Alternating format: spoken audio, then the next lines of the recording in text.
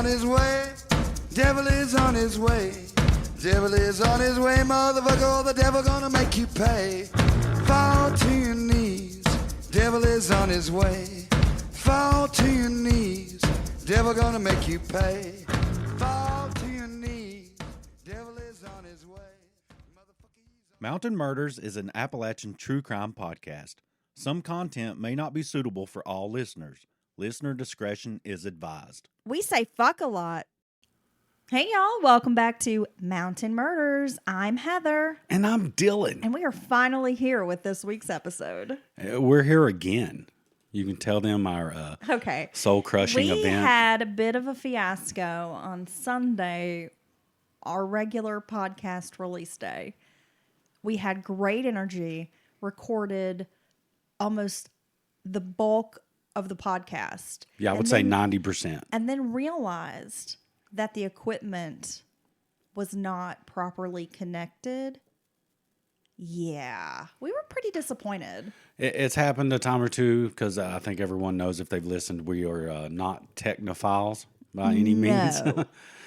And it's happening, and it always, I tell you, it always happens because what happens is basically it's recording through the computer mic instead of our good mics and our soundboard, which it sounds horrible. You can actually hear Heather decently because it's on her side, but you can't. I just sound like I'm in a closet. Muffled. Yeah, yes, totally unusable. And every time this happens, it is, and I know people are gonna be like, "Yeah, okay, it's a banger, dude. It's like the greatest episode." We have great energy. We're feeling it. Funny shit. Everybody's just killing it, and then it's just all for naught. I feel like we're the only podcast that openly discusses problems, snafus, and problems. Well, yeah, I think they no other, like all these other professional podcasts are very scripted and perfect. They would never be like, "Oh, I just farted," you know. Oh, that come up the front. That come up the front. Yeah. You are disgusting. Well, I'm saying the fat guys out there know what I'm talking about when it rolls up around, and yeah. Dylan!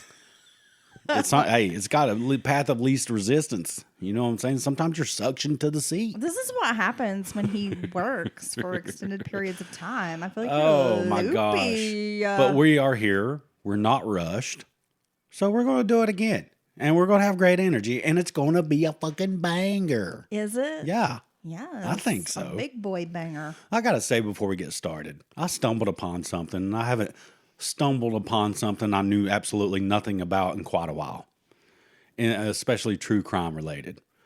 So I'm on Peacock, shopping around, looking for something to watch, and I come across this docuseries. I think it's 3, maybe 4 parts, called Dangerous Breeds. And I haven't found anyone else that I know that's seen it. And I've got to tell you, Heather, you've got to watch this. You've got to watch this. Okay, in a nutshell. You described it like if you bought the Tiger King off of Wish, right? If you ordered the Tiger King Joe Exotica on Wish, this guy, Terry Hart, is what you would get. Some kind of facsimile of the Tiger King, but not quite as good. Okay. So you have Terry Hart, who is part of the legendary Hart family of wrestling from Canada. You got the Hart Foundation. I'm no big wrestling guy, but the people out there, if you know of wrestling, you know of the Harts, the Hart brothers, right? Well, he's like a 3rd generation, couple generations down the line, whatever. And he was a sensation. He's been around wrestling all his life. Trained with all his uncles and cousins, and they're all, big wrestling guys. And he was a phenomenon. Signed to the WWE at 18, youngest person ever signed. But he is just one of those people who he's his own worst enemy. I'm checking him out. And my first observation is he has rock hard party nipples. Yes, all the way, all the time. And they're very small. 24/7. Tiny nips. That's Nips. My only observation. That was his nickname. And I don't want to give any... Tiny Nips Terry? Yeah. Okay. And I don't want to give anything away. Oh, I'm sorry. He goes by Teddy Hart. Or is it Teddy Hart? It's Teddy. I'm sorry, folks. Not Terry, but Teddy Hart. I think he looks more like a Terry. Okay, anyway. He does look like a Terry. And he, this young wannabe filmmaker came across this guy somewhere, another Canadian. And he's one of these guys who always wanted to be a filmmaker, had no money, no sponsors, nothing. And I'm sure there's thousands of people out there like that. Well, he had got it in his mind that if he filmed this guy, it could be the next big, this was back in the day when reality TV was all the tits, right? Everyone looking for the next big reality thing. And he thought... In the days of like Survivor and Yes. early American Idol, right? Yes, when reality TV took over. It was Took over everything. like a plague. And he got it in his head, if he found, because he in his mind, you needed someone who's a character, right? Who's kind of wild and crazy. And then something oddball, which Teddy loves Persian cats. He raises purebred Persian cats, got like 1 million cats in his house. And just he started filming this guy and thought eventually he could sell this to a network as, a reality show. Well, little did he know. This guy's unstable, a wackadoodle, his own worst enemy, and it goes downhill from there. I'll wrap this up. The compelling part is that he literally did film this guy for years and years and years. And so now he has all this footage because it actually leads up at the very end of his interactions with Teddy and Teddy's multiple women in and out of his lives. It ends up with the disappearance of, I think it's Sarah Fiddler. It's Samantha. Samantha. I remember details so good. She is also a Canadian citizen, and she was last seen in Bartow, Florida in November of 2016. Yeah. Yep. Been missing for, 6 years now? That's crazy. That's a long time. Yeah, it's not good. And this was his girlfriend. Yes. So I'm not going to spoil anything. You got to watch it. If you're bored, it's a great little, something you can watch in the evening. And I think you'll enjoy it. Do you think he had something to do with the disappearance? I don't want to say anything. I don't want to ruin, but I think when everyone watches this in its entirety, you can make your own judgment, but I think we'll all come to the same conclusion. That's all I'm going to say. That's cryptic, isn't it? He's kind of gross. He is gross. The tiny nips just are very distracting. And then he's gross. Well, you know what? The women that would come into his orbit, he totally used the Hart name, the, Hart legacy, as far as wrestling goes, to kind of bring people to him. And he definitely was a manipulator and used everyone around him, in my opinion. He has a shitbird face. Yeah, dude, he totally looks like a guy you would see that's like at court every time you have traffic court. This guy's like always in court. He's one of those guys. Wearing an Affliction t-shirt. Wearing an Affliction t-shirt, asking for like his 6th continuance. Yes.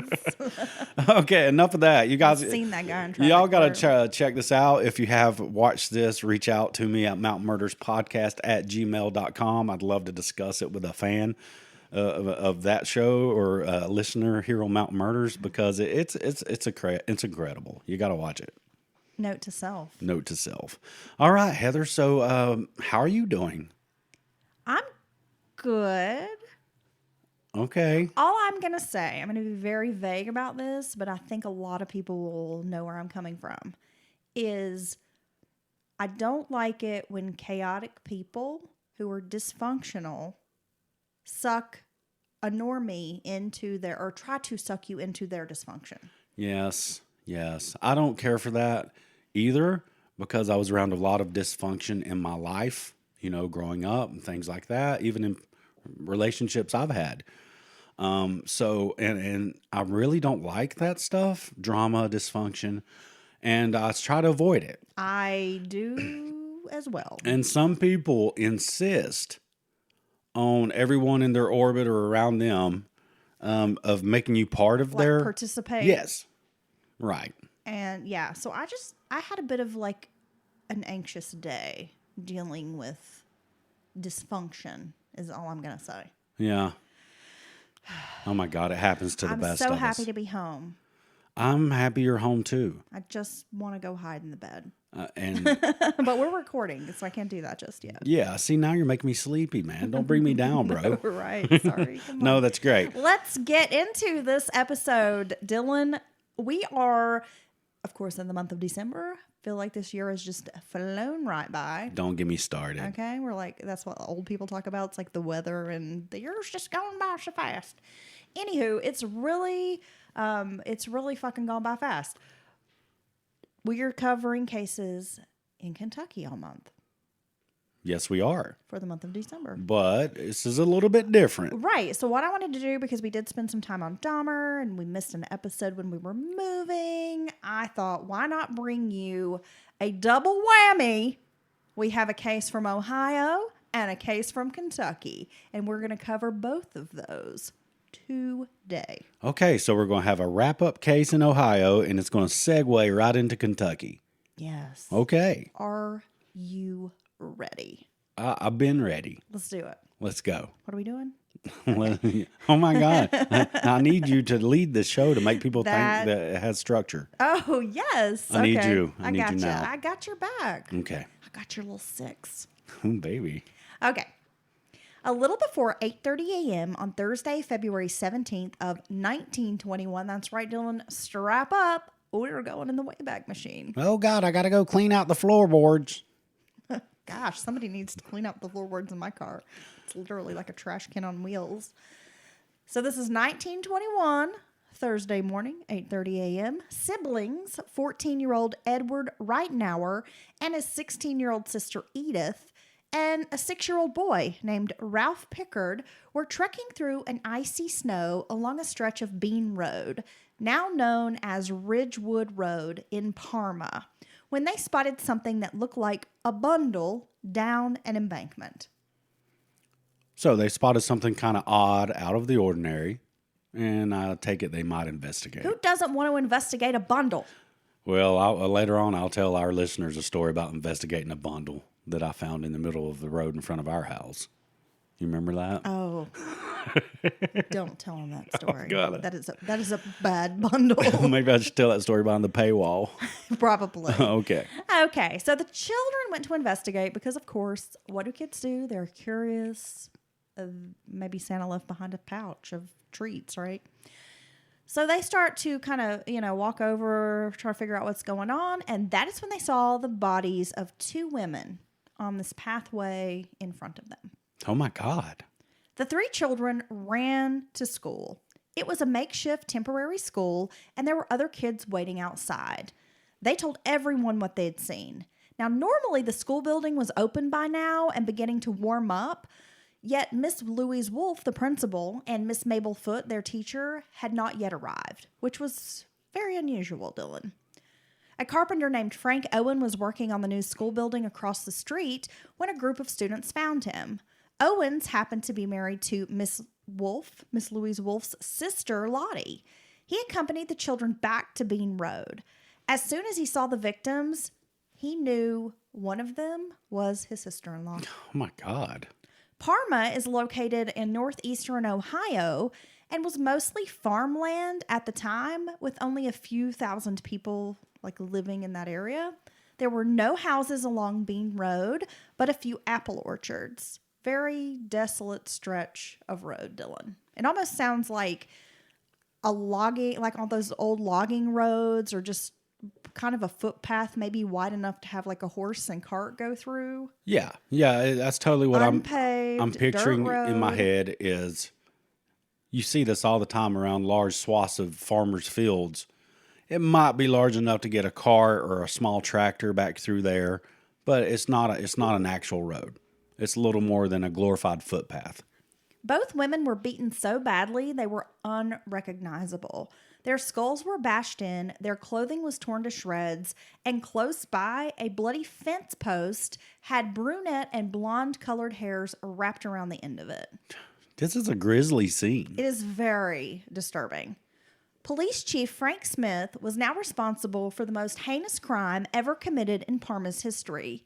From the roadway, 38-year-old Louise was lying face down. Her purse was underneath the body. She was wearing one rubber boot, and the other had likely come off during the struggle, and it was discarded beside her. 24-year-old Mabel Foote's body was found a few feet down the road near a fence that bordered one of the apple orchards. She was lying on her back with her arms raised above her head. Her purse was found between the two bodies, but only contained a small amount of change. A black travel bag belonging to Mabel was found with clothes scattered around the bodies in the mud. A broken umbrella was also found nearby, and as I mentioned, it was broken. It was like bent in half. The school day concluded at 3:30 p.m., but the women usually stayed afterwards cleaning and grading papers. Then the two walked together along the same 2-mile route to catch a streetcar where Bean Road intersected with state roads. A neighbor of the school had seen the women leaving around 5 p.m. on Wednesday evening. Bean Road was not very well traveled, and as I mentioned, Dylan, it was desolate, usually very empty, isolated, so no one had seen the women or their bodies until the following morning. Yeah, so unless you're going to the school or to the backside of one of these fields or orchards, you're not going to have the public traveling this path, is what it sounds like. A bundle of bloody saplings. I love that word bundle. I've used it twice. You like bundle? I do. Yeah, I like to get bundled.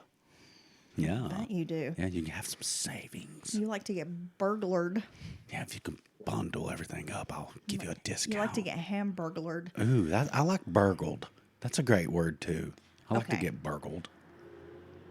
There's a big pile of bloody saplings, Dylan, and about 4 feet of fence posts discovered. Hairs belonging to both women, as I told you, were clung to the ends of the post, which just really gives me the heebie-jeebies when you think about it.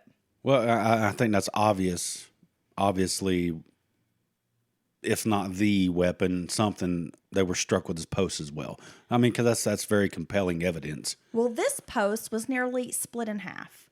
Chief Smith determined the post had been used to bludgeon the women to death, which we all can imagine required great strength. This is a 4-foot fence post.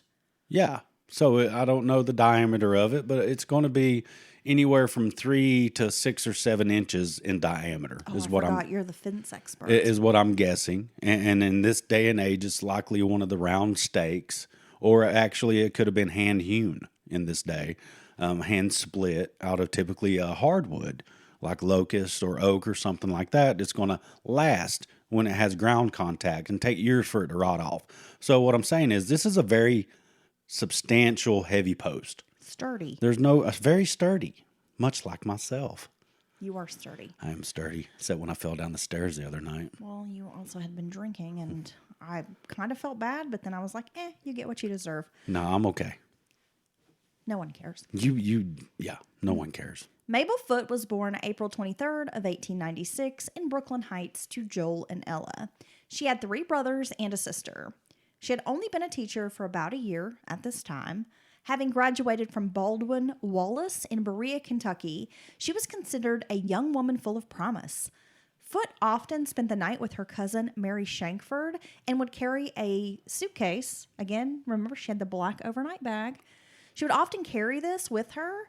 On evenings, she planned to have overnight visits with her cousin. So she'd go to work, then go kick it with her cousin. Yes. And maybe go back to work and then go back home. Yeah, exactly. Something like that. So her parents were not very alarmed when she didn't return home on Wednesday evening. They were like, oh, well, she's spending the night with her cousin, right? Yeah, if she already had her bag, just something she does normally, no big surprise. Because this is back in the day, you're not in constant communication with people. Sometimes you don't see people for days. Gosh, I wish that we still were not in constant contact. Honestly, like sometimes I just turn my cell phone off and put it like in a room upstairs or way away from me to where I don't even think about it. And that's a good thing to do. It's so nice. It's a good thing to do. And then people think you died because you haven't posted in 5 hours. You're the only person I want to talk to. Okay. And you're here. You're the only In the person. flesh. You're the only person I want to listen to. Ooh, Louise Wolfe's life had been tragic. Her parents had died suddenly when she was young. She and her siblings were sent to relatives or adopted out. Louise and her brother were moved from various relatives, just kind of whoever would take them in at the time, which has to be very rough on children. Yeah, it sounds You like they're... lose your parents, Yes. and then you're just sort of shoved off in all directions. Well, your whole world falls apart. You know what I mean? Not only your parents gone, your household's completely different. You don't know who's going to provide for you. It's just very unsettling. That must be horrible. Despite her hardships, Louise managed to put herself through college, becoming a teacher. She shared a home with another woman, which was not uncommon. It was considered economical for unmarried women of that time to live like in a boarding house or roommate with someone. She had taught at the Parma school specifically for 2 years before being named principal there. People who were able to get away from work were asked to help search the woods.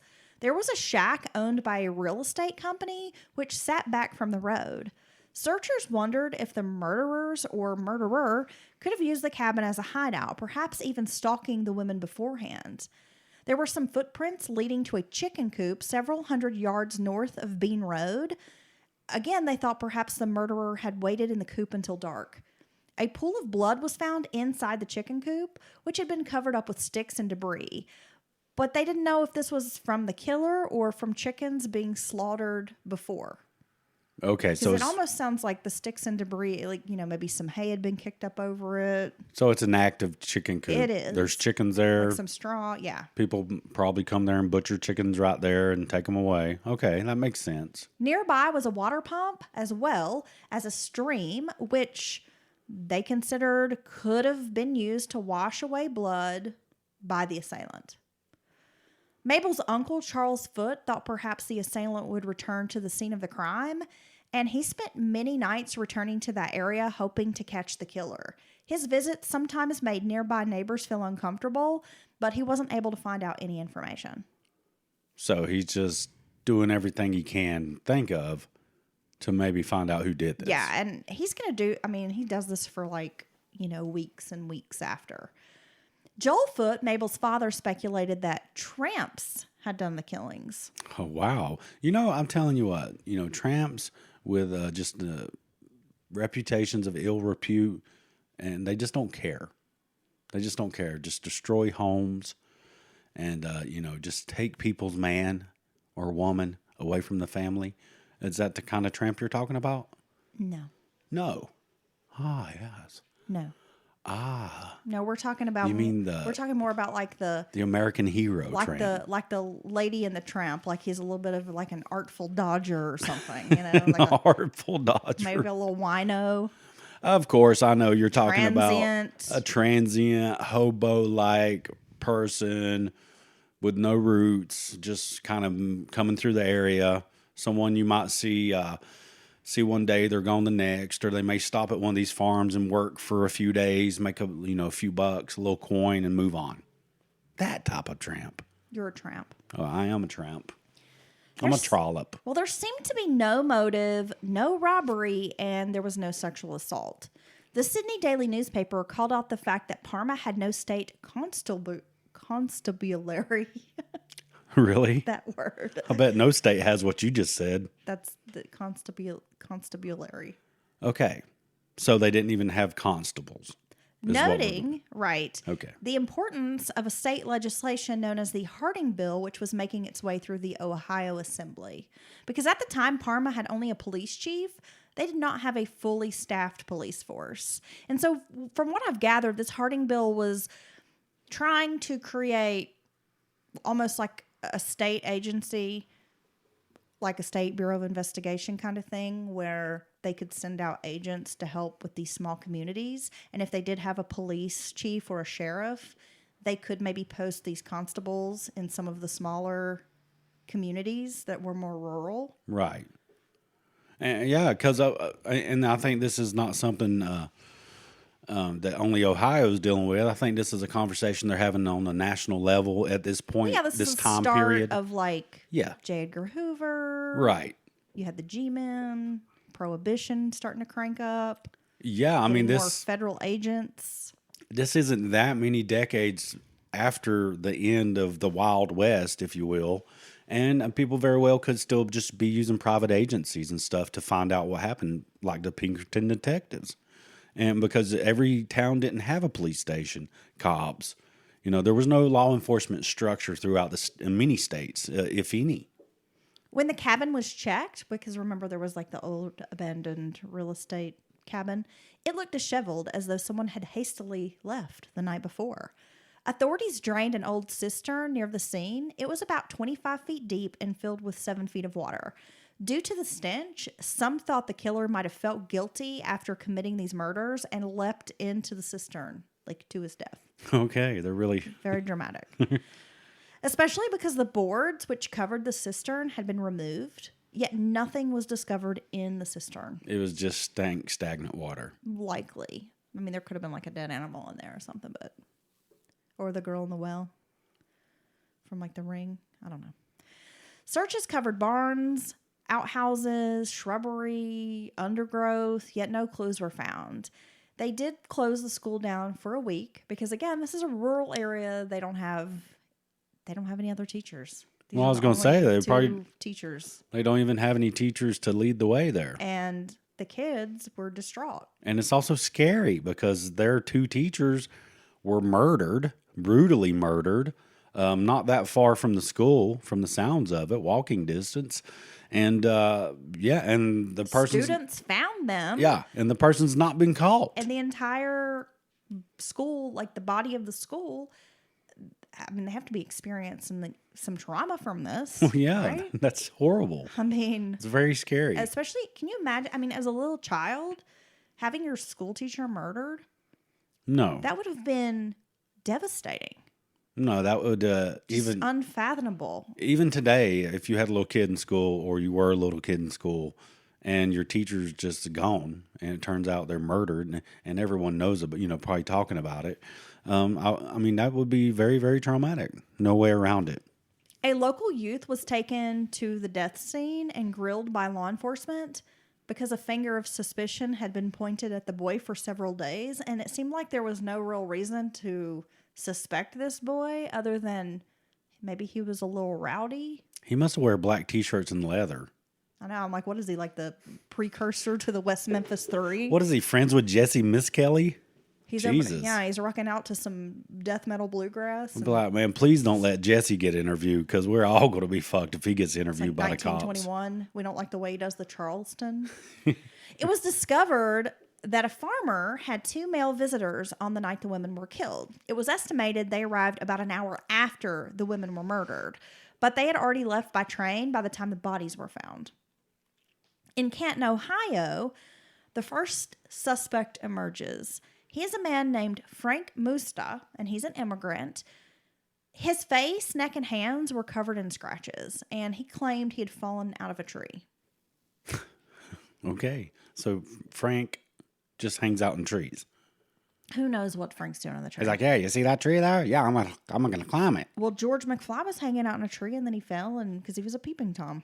That's true. No Right? one ever pointed out that was some That rather George was a pervert. that was some rather I always deviant thought behavior. about that. I was like, George is a creep. That's pretty creepy. There's Yeah. nothing sweet about peeking at someone when they don't know you're looking.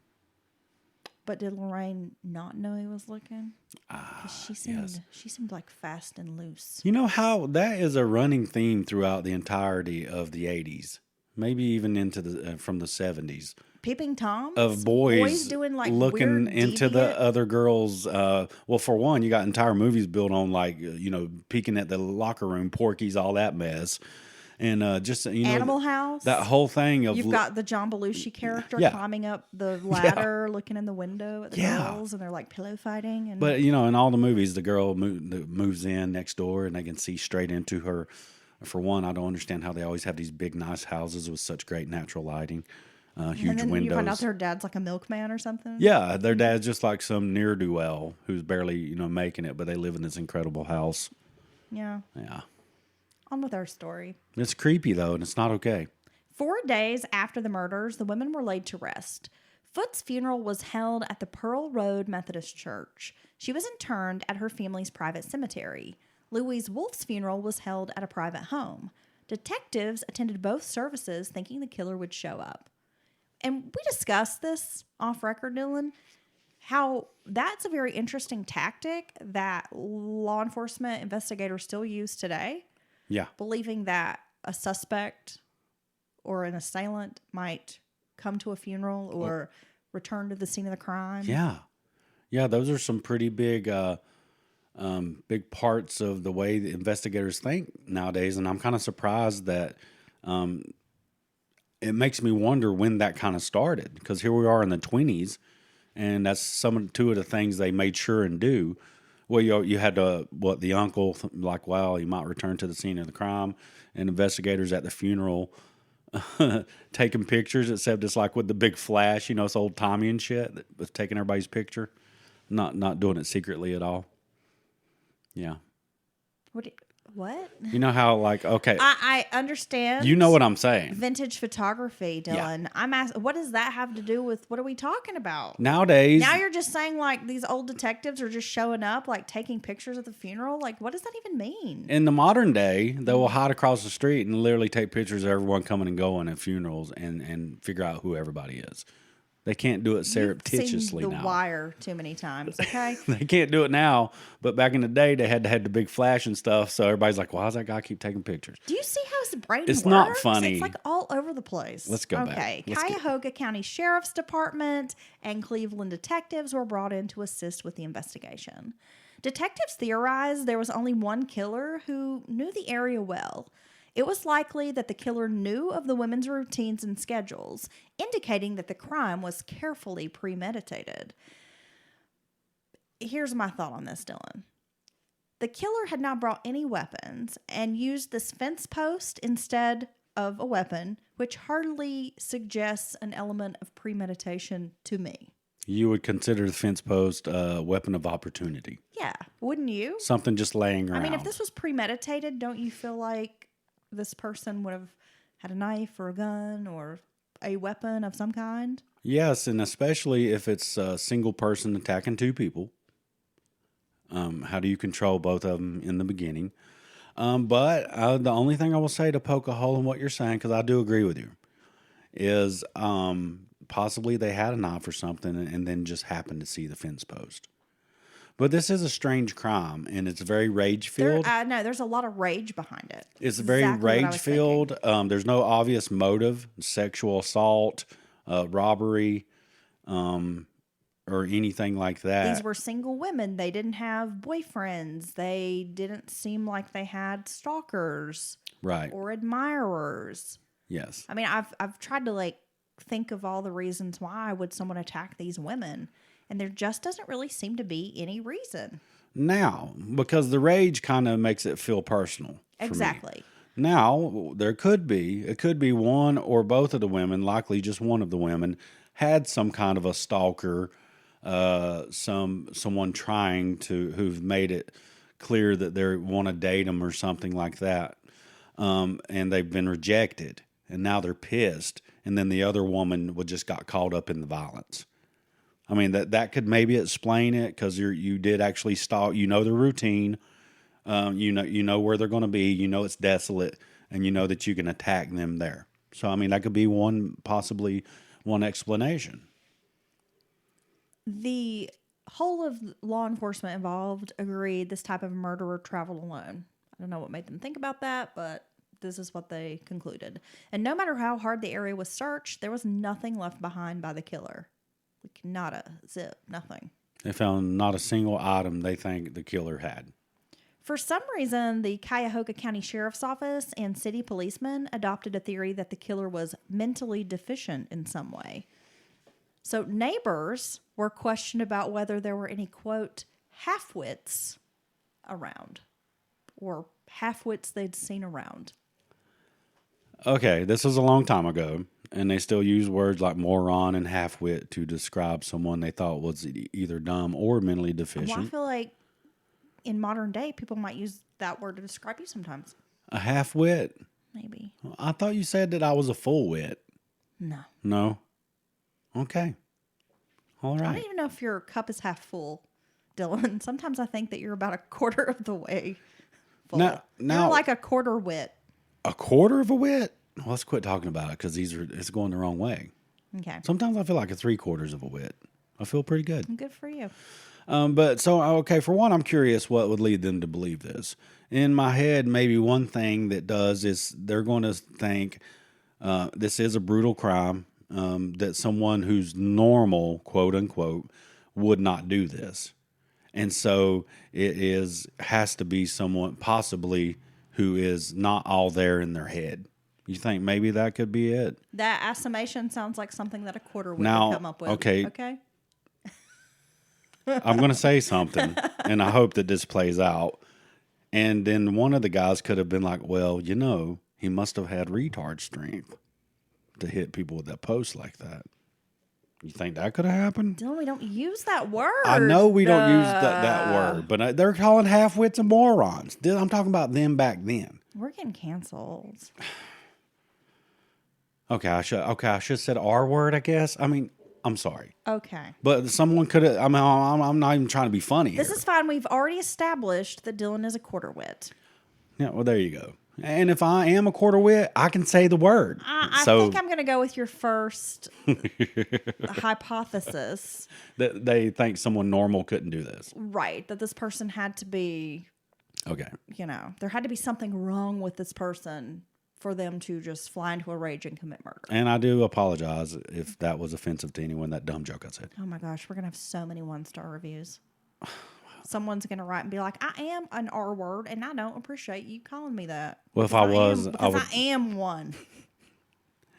I would take the word back if it was me. I would use it all the time. I would just holler at my boys and stuff, be like, Well, I guess technically you can since you're a quarter wit. yeah, see, that's what I'm saying. You're really hyper. I can make fun of fat people too. You need to quit wiggling around your little seat over there. I feel like you want to go dancing or I something. don't know. I feel good. Do you want to like dance your pants off? I think I actually got sleep and I'm happy not to be You at should work. put your pants back on and stop dancing them off.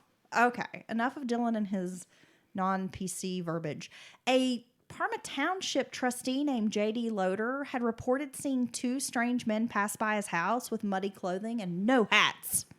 Oh, my God. How dare these men be about without a chapeau atop their heads? That's what drew my attention to them. I noticed they were bareheaded. It's very improper. Bareheaded, and nobody was doing the allegiance or nothing, so I didn't understand what was going on.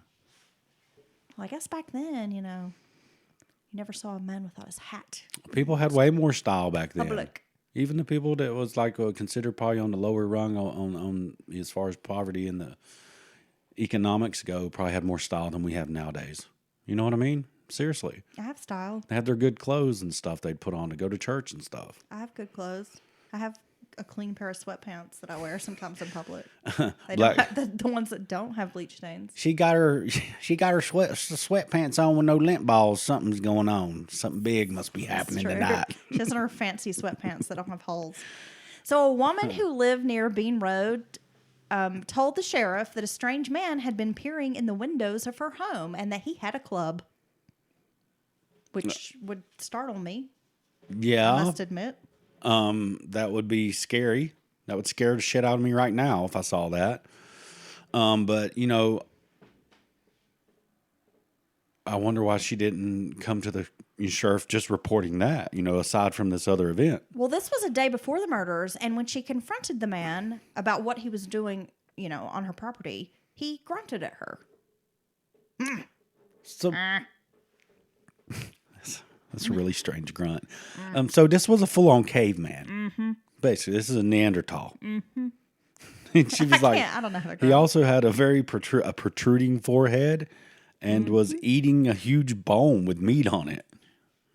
Was he like Henry VIII? And he's a fucking full-on caveman with like the leopard print. Conspiracy theory. Yeah. Henry VIII was a caveman. I Okay. just imagine he walked around like eating a turkey leg all the time. And I don't know why I have that image of this king in my head.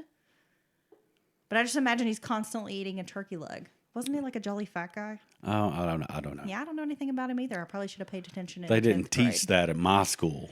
Investigators checked out every tip, no matter how small. They were really grasping to find a lead.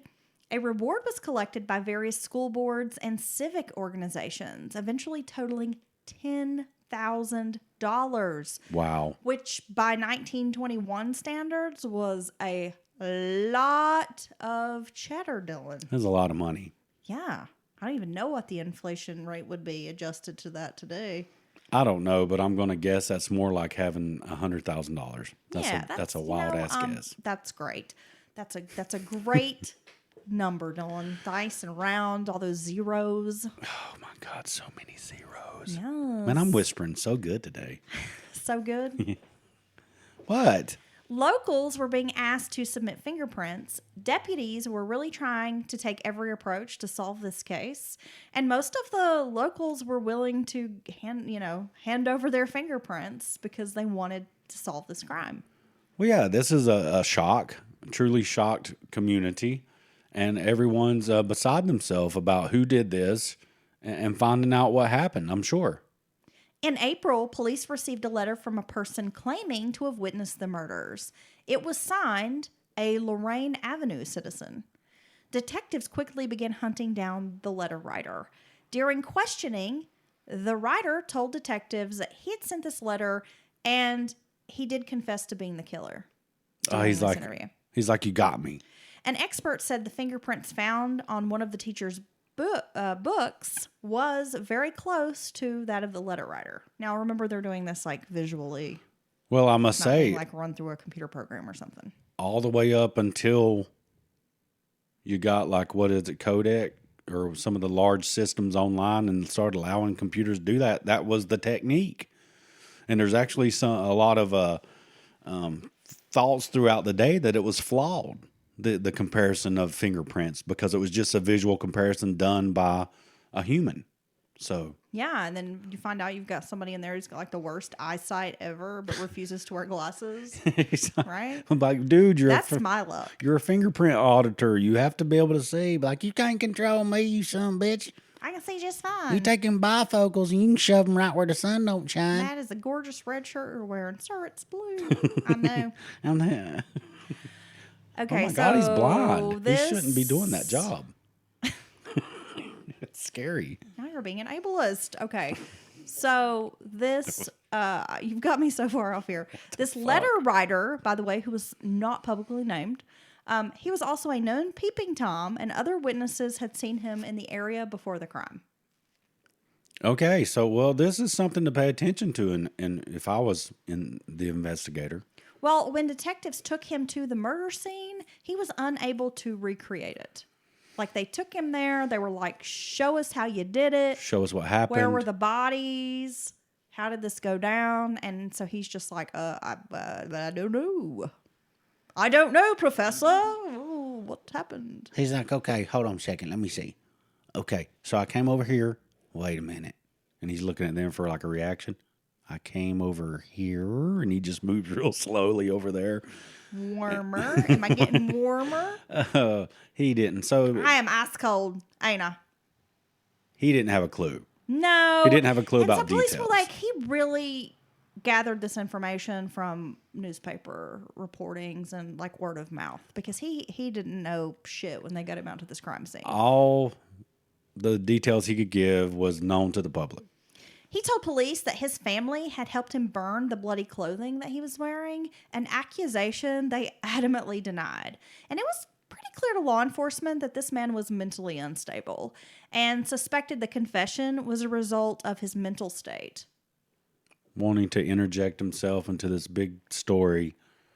Okay. And that happens. It happens all the time. Alienists did not believe he was the killer either. He was assessed, and it was determined they thought he had the mental capacity of a child. So is this a guy with the crazy hair telling me that aliens built the pyramids? The alienist?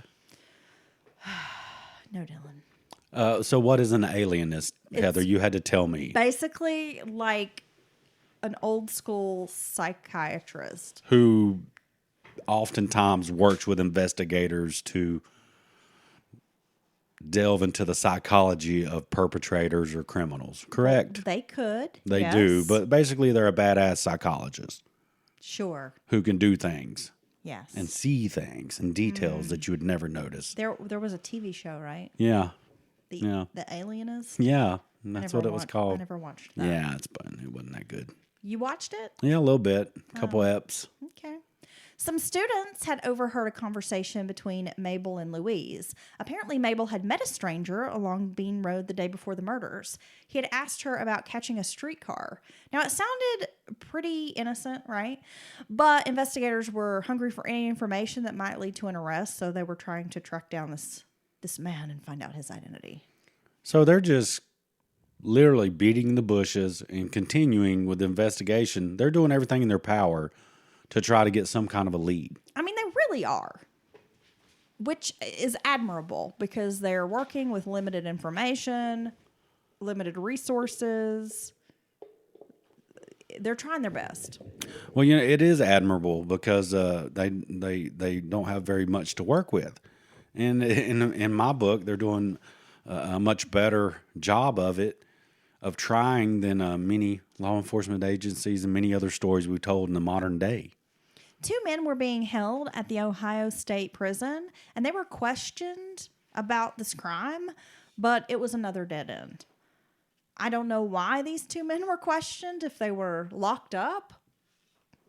Maybe they thought they knew somebody who did it or something. Or maybe they were recently locked up. I don't know. Yeah, I'm not sure, Dylan. Investigators thought they had their man when a suspect named Fred Goetling emerged. A criminal with a record dating back to 1905.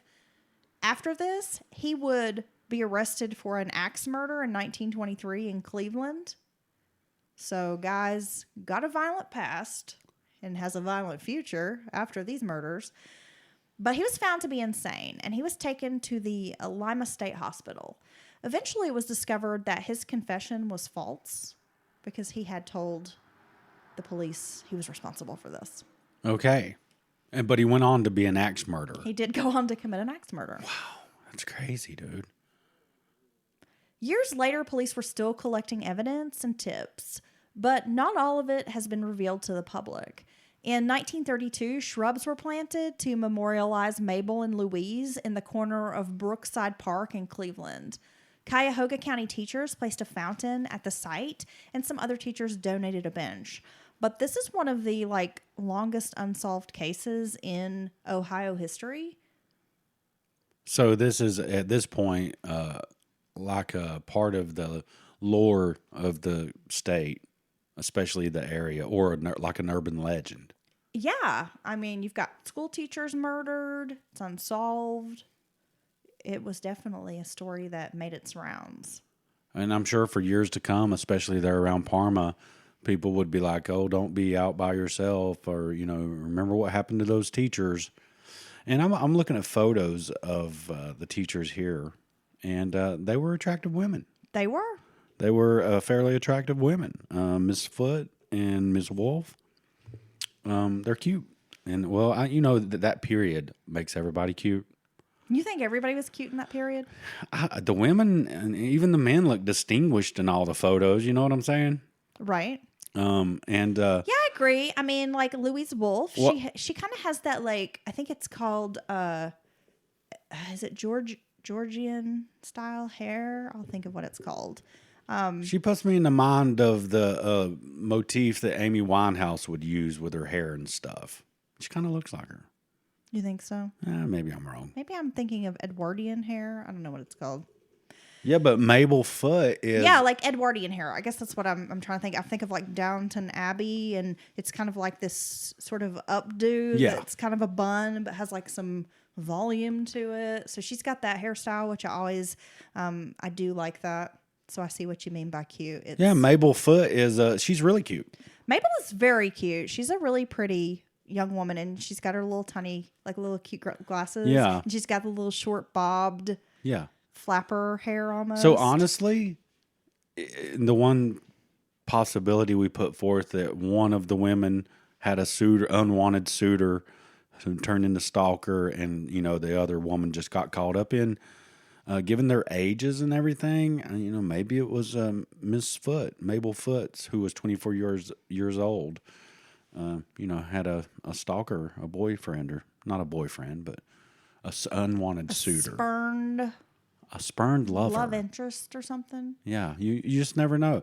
And actually, that really kind of makes sense if you think about it.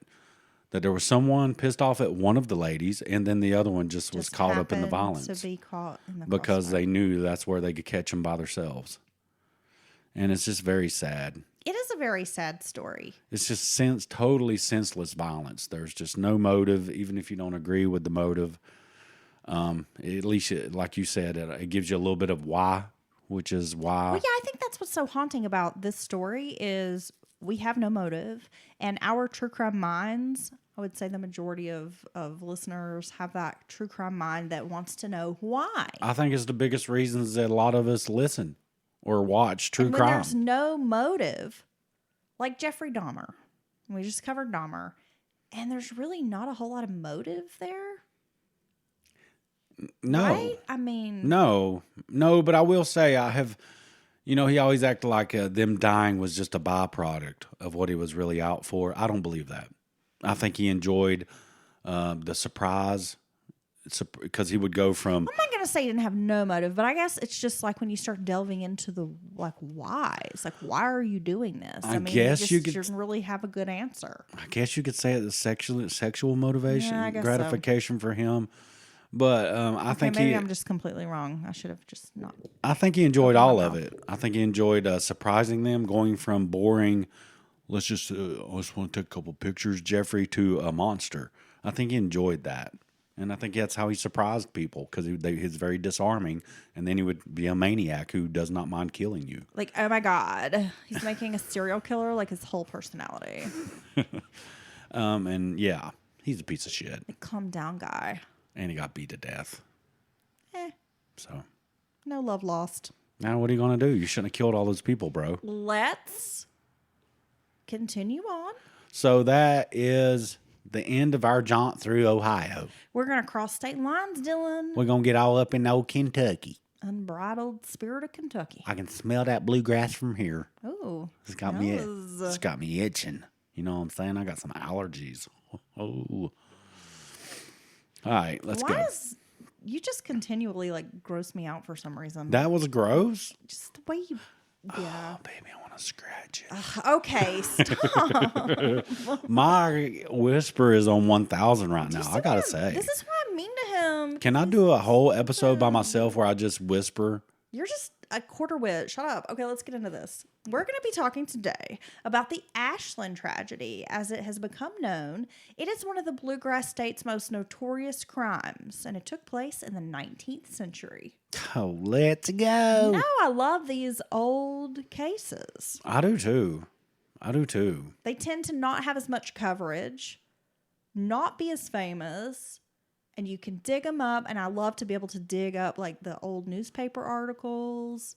I like all of it. I've always found the investigators, if they are available, and the community's reaction to these brutal, horrible crimes back in the day to be very fascinating. Oh, you just wait. You are in for a wild ride, Dylan. Well, it's so long before, taped off crime scenes, everything locked down, and you happen to be outside and wait for answers. This is back in the day when people was just bringing their kids through the crime scene and shit. If you pay a nickel, you can see the body. Yeah, I mean, so it's totally fascinating. I know people want to act like true crime isn't ethical today, or like it was or didn't people exist. are so morbid now, and Right. I'm like, are you kidding?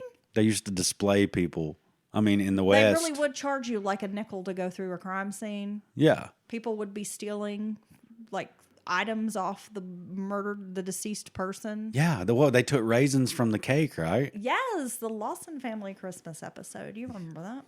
Yeah. So no, but this certainly isn't new. If anything, we're less morbid now because they don't go kill a whole gang of outlaws and string them up and leave them hanging in front of the courthouse for 2 weeks. Yeah, now we're just idle and we don't have all this hard work to do, so we have time to sit around and philosophize about things like ethics. Oh yes, right? oh yes. Because you're not out plowing a field. Okay, anyway, It's very unethical. let's get into this case, Dylan. And speaking of Christmas, and we're in the month of December. The story takes place in December. Oh, here we come, Kentucky. It was actually December 23rd of 1881 in Ashland, Kentucky, which is in Boyd County, that Robert and Fanny Gibbons, ages 14 and 18, were kicking it with their cousin Emma Thomas, who was just a few days shy of turning 14. Now, Fanny was 14, Emma was about to be 14, and Robert is the older one. He's 18. Okay. All right? So they're just cousins hanging out. I think most people can relate to that. Yeah, man. You don't want those drag. It's such a drag having adults around, I was just thinking about, I think a lot of folks growing up in the South and in Appalachia specifically, we come from like big families that live very close to each other. So when you're growing up, your cousins are almost like your siblings, and they're really your first like best friends growing up. Yeah, and I don't think that's exclusive to the South or Appalachia. Maybe not. Yeah, you got those big families, and like it seems like in Boston they got big families. Seems like for some reason. Okay, well, I'm just thinking about here, up in the holler, you got a whole damn family living up there. Well, and who else are you going to hang out with besides your cousins, family, people you likely know already? My goat. You don't get to hang out with strangers. I'm going to hang out with my goat Okay. in my holler. A holler goat? Okay. Ain't no holler back goat. He might be. Don't judge him. J.W. Gibbons, their father, was out for the night, as well as their mother, who was visiting their older sister, who was married and living in Ironton, along with their 11-year-old brother named Sterling. Emma lived across the street, so her mother had no issues with the girls spending the night. Like, even though the adults wouldn't be there in the house, it was fine. Mom's across the street. Stone throws away. Yeah. So this all seems like, safe enough, right? I would do it. I mean, I wouldn't have I'm saying I wouldn't have a problem with that. If you have an 18, what'd you say, 18, 14, and 11? Yeah. I mean, you got basically a young adult there who's going to look out for him. The three teenagers were likely excited about the upcoming holiday. I imagine them tending to the fireplace. Maybe they were stringing together popcorn for decorations. Oh, yes. Right? Have you ever done that? Yeah. It's tedious. Yes. My mom had this great idea. She was going to do this very traditional Christmas tree one year and made me string popcorn, and it was a lot. It loses its luster very quickly. Yeah, it was like with a needle and thread. It was the most bullshit thing I've ever done. In the early morning hours, see, it's shit like that makes me not festive. It makes me bah humbug, and why I don't go out of my way to do shit. I don't decorate. I'm like, fuck this, because that's like how I had to spend my childhood. It was like stringing popcorn and stuff. You know why I don't like to decorate? Using hot glue guns to make weird ornaments. I don't want to take it all down and put it away. So I feel like if I don't put it up in the first place, I don't have to worry about it. I know, simple times. In the early morning hours, perpetrators broke into the home using a crowbar to pry a window open. Robert, who was disabled, was hit with a blow to the head from an axe. The two girls were sexually assaulted.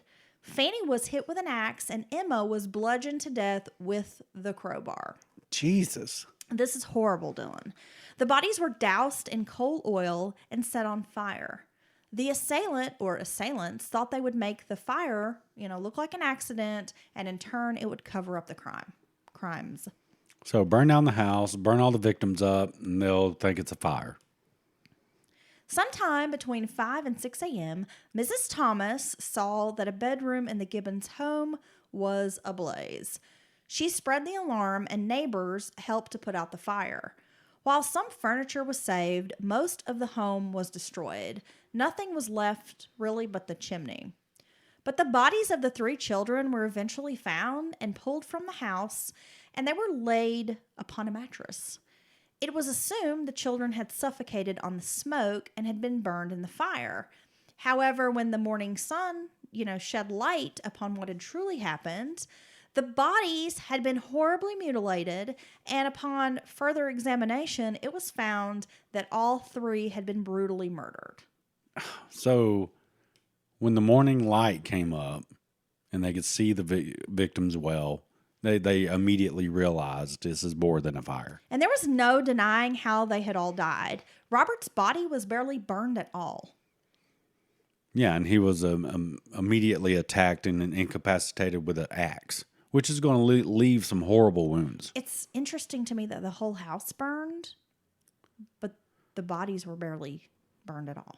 Yeah, I'm not sure how that worked. Well, I will point out that it was probably a less intense fire than we would have nowadays, because we really do have a lot of petroleum products, your couch, the foam, all kinds of stuff that are petro-based, and it would go up and make a very intense fire. In this day and age, there's way less of that, and I would say the fire's quite a bit less intense.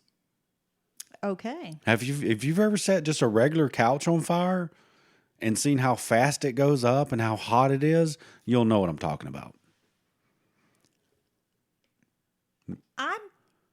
You Dare would, I ask why how I you, set its couch on how fire? you know this? Oh yeah, well, I guess that sounds bad. Please let me explain. I had an old couch one time. Need to be taken no off. couch? Just no couch. Had this old couch. Got you know how it happens down here in the South. At first, it's in the living room. It's your new couch. It's your sitting couch. It's your sitting couch, and then it might end up on the covered porch out front. And then it's your porch sitting It's couch. your porch couch. Okay, where you sit and look. And then them damned old dogs ruin that. You know, they don't know no better. And then now you got to get rid of it. It's your get rid of couch. I lived way on a mountaintop, didn't have a truck. I was like, I'll just burn this son of a bitch. You know, I'll burn it down to the mattress or to the springs, and then I'll get rid of the springs. It'll be easy peasy. I'm not going to lie to you. It was some god-awful ghastly See, when a man says, I'm not going to lie to you, I know you're about to fucking lie. But go ahead. early 90s floral pattern. It was god-awful couch. Did you pick this couch out? Nah, hell, I don't know if it was there when we moved there. It's a couch somebody gave me, you know, whatever. In your younger days, you just don't even know how you get shit. You ain't got to lie, Dylan. You picked out this 90s No, floral this was couch. well before I was going in furniture stores picking stuff out. Had the couch, gonna burn it. Had about 30 feet from the trailer. Set. Of course. Well, we did. I did live in it was a very large trailer on top of a mountain. Was it like a Nice triple trailer. wide? It was extra wide, like 80 foot or something. It was huge. Okay. You couldn't even see from one end, sounds one fancy. end of the kitchen Like living way, room. Like way nicer than the trailer I grew up in. Yeah, this was okay trailer. I set the son bitch on fire, dude, and I'm 30 feet from the trailer, and there's a mountainside and trees and all that above me, and I thought I was going to set everything in fucking side on fire. I'm not lying to you about the intensity of this fucking couch going up once I just barely lit it. And it's all that damn, just what I described. Foam, paddings, all that. It's just pure, it's pure gas. It's pure petro. Wow, that was a really long sidetrack. Thank you for sharing with us. And But it now we return to true crime. It doesn't surprise me that this home was ablaze, but the fire wasn't intense enough to burn the bodies up. Once the bodies were examined by like a medical professional, it was determined that the two girls had been sexually assaulted. The community, reeling from such a horrific murder scene, sprung into action. Tracks leading in and out of the house suggested there were actually 3 perpetrators. Wow. A committee was formed which raised money to pay an investigator. Again, we're in another small town that does not have someone equipped to deal with a homicide. So they're having to turn to a privately paid investigator. Yes. A man named Norris was hired, and they also were able to raise a $1,000 reward, which again is big money. This is the 1880s. Wow. Okay. From the start, Ashland's community was fired up. Talks about lynching the perpetrators spread. For a town filled with iron workers, mountain men, and rivermen, this was no joke. I mean, these were tough guys, and they meant business. Okay. So the first time I heard this, you laid it on first when we were recording it didn't work. And I was just taken aback by the story from here out. I told you it's a wild ride. It's horrible what happened to these kids, obviously, brutal murder. But this, what you're about to get into, I find it completely fascinating. This is why I had to go with this case. Okay. Because, it is wild time. This is one of the craziest things I've ever heard. It was determined the crowbar and axe belonged to the Gibbons family. Now, it was speculated at first that the killers knew the Gibbons family, and they had to know the home well enough to know that Mr. Gibbons kept this crowbar specifically under the porch. The assailants would also need to know the parents would not be home on this night, leaving the kids, unprotected. It was inevitable that suspicion first fell on J.W. Gibbons, the children's father, known as George. His whereabouts were unaccounted for at the time of the murders, and he had not resurfaced since the bodies were discovered. A U.S. Marshal named Heflin would eventually work to clear George's name. Gibbons was known as a man who could be abusive to his wife and children. Mrs. Gibbons often described him as having two personalities. When he was financially solvent, Gibbons boasted that his wife and children were the best in the world. So when things are good, he's pretty cool. Yeah. Okay. But when he was down on his luck, Gibbons was violent. He had threatened to burn down the house a number of times and had made threats to decapitate members of the family with a hatchet. There had been incidents when he had urged his wife to commit suicide and also threatened to take his own life on other occasions. Mrs. Gibbons had taken the threat seriously enough that she had hidden the butcher knife from him. What kind of personality disorder is this bullshit? So when things are good, everything's fine, but when they're not good, you lash out and terrorize everyone around you that you allegedly love. That's not how all dads are? No. Oh. Now, financial, when I'm insolvent, me personally, it can make me depressed. It can make me depressed, very strongly depressed. Finances can send me into a tailspin. Worrying. I don't know why. Yeah, you've seen evidence of this before, right? And I have. It's just, I think that comes from, I want to provide. I want to provide. You want to be a baller. Shot caller. I don't want to be a shot caller. You want some I rims do not need and 24-inch rims on my Chevy Impala. God, I wish you had an Impala. I wish I had an Impala. But I couldn't imagine it making me want to beat you up or threatening. I know that shit wouldn't play with you because you're not having that shit in your life. But it's insane. It's crazy to me. I mean, these are some very scary, horrible things he's saying to, I'll kill you. I'll cut your head off. I'll kill everybody. Again, I'm asking, this is not normal? I'll set the house. Because this sounds like my childhood. I'll set the house on fire. Like, okay, Dad, I love you too. You mean your dad's never threatened to burn your house down? I love you too, Dad. Bye. I got to go. My dad threatened No, for real. I'm going to kill everybody. I know, Dad. I know, Dad. Every other week. I know you're going to burn the house down. Usually leave the threat on the answering machine. Oh, and God, I'm sorry. Let me say this right quick. I'm not even kidding. The other day, I was thinking about how awesome and all the awkward things that would happen when you had the physical answering machine with a tape in it and you'd like play your messages like when you had company or just all these different funny scenarios in my head. Like somebody would say something that you didn't want other people to hear playing back on the message. Good times, good times. We should bring that back. You should have to like play your voicemail like aloud for people. I don't ever get any voice messages. Me either. Somebody leaves a voicemail. I'm like, oh God, it must be a bill collector. Okay.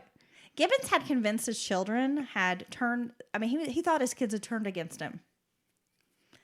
But Mrs. Gibbons had assured law enforcement that the children were terribly afraid of their father and his mood swings. I can't blame them. Yeah, who wouldn't be?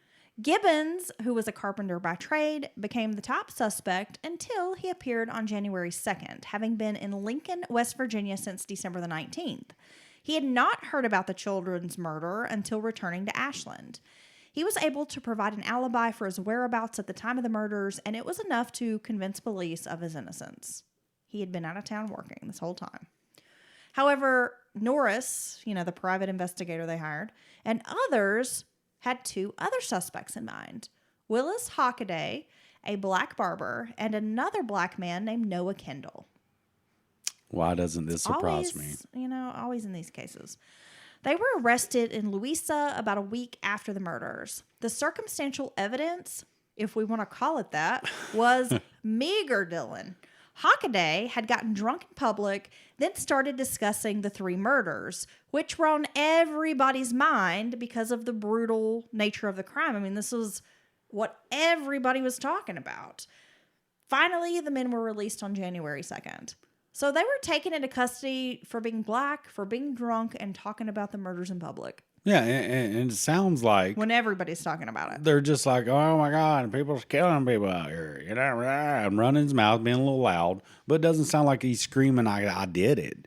No. But that was all it took for him to be taken. And then his buddy didn't even do that. No. He was just like hanging out, like, hey, you need to shut up, buddy. You know, what the fuck? A bricklayer from Ashland named George Ellis had reportedly been acting strangely since the murders. It was on the morning of January 2nd that Ellis confided in a shopkeeper named J.W. Powell that he, his wife, and 2 others knew about the murders, and he was convinced someone might turn state's witness. Oh. Finding the statement to be concerning, I should say so, Powell went to find the marshal. Ellis was arrested later in the day. Nice. Ellis showed overwhelming remorse. He confessed in front of 3 committee members, because remember, they formed a committee. He implicated 2 accomplices, an iron mill worker named William Neal and a farmer named Ellis Craft. The 3 men had spent time working for both, for Powell, the shopkeeper. They had also worked at House's Brickyard and at Norton Ironworks together. So these were 3 men who had worked together, were friends, they knew each other very well. Okay. According to Ellis, Neal and Kraft had months earlier been boasting about these 2 teenage girls named Fanny and Emma, and were stating that by Christmas they would have sexual intercourse with them. What society is this okay for someone to talk like this? I mean, I have to believe that even back then, things were a little different. You know, girls married off younger and all that mess. Not uncommon to be pregnant around 15, stuff like that. Just wouldn't most men, grown men, not think this is okay?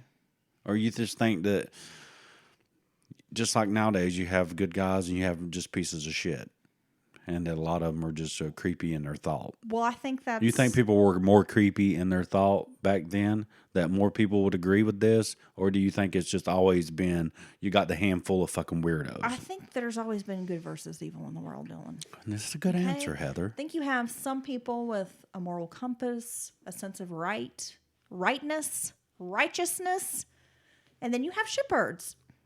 Okay. Right? Yeah. And those things don't change. Shitbirds don't change. You know, people are like, oh, things were so much better back in the day. And it's like, back in the day, people were still as fucked up as they are today.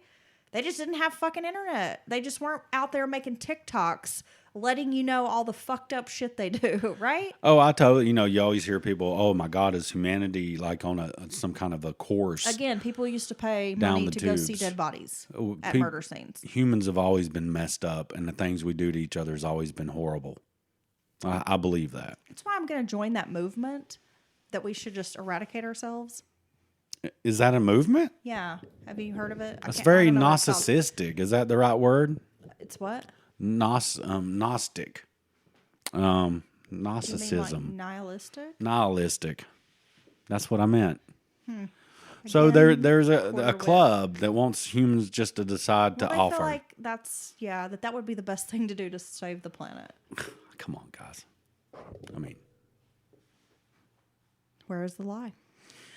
On the night of the murders, Ellis was awakened by Neal and Kraft, who asked him if he, quote, wanted to go have a little fun. no.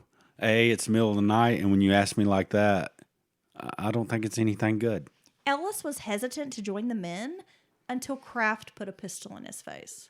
Oh, you're going to have some fun with me, bud. That's how I'm going to wake you up in a few hours. With a pistol in my Be face? like, we're going to go have some fun, Dylan. Oh, no. We're going to have so much fun. Fun. Okay. Okay. Damn, I'm scared anyway. Good. You don't even have a pistol. Why do I feel like you would do your little fingers? Beep, beep, Because I will. I was going to get a banana. I was going to have a banana gun. What the fuck? Out of fear for his life, Ellis joined the men. He said Kraft killed the Gibbons siblings and Neal killed Emma Thomas after saying he was worried she knew who he was. Police exhumed the bodies of the 3 victims and were able to piece together what had happened based on Ellis's story. Although Ellis insisted he had only been a spectator and forced along for the ride, Marshal Heflin did not believe him. In his opinion, Ellis was the ringleader and had only confessed because he was worried the other men would talk first. Police arrested Neal and Kraft, who adamantly denied Ellis's version of events.